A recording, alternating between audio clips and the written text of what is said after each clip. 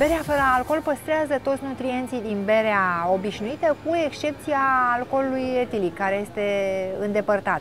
Deci, în berea fără alcool găsim și vitaminele, și elementele minerale, și antioxidanții foarte prețioși pe care îi conține berea în mod obișnuit, antioxidanți care provin îndeoseb din hamei, dar și din malț, din orzul din care se produce băutura.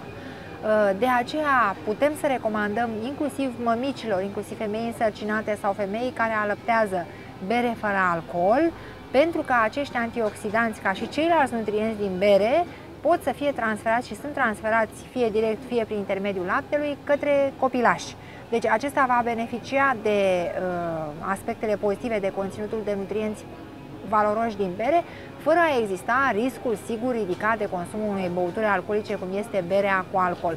De altfel, în medicina populară se și recomandă femeilor care alăptează să bea berea, aceasta stimulând secreția de lapte. Nu este tocmai adevărat, nu recomandăm bere cu alcool mămicilor care alăptează, dar cea fără alcool poate să fie cât se poate de utilă.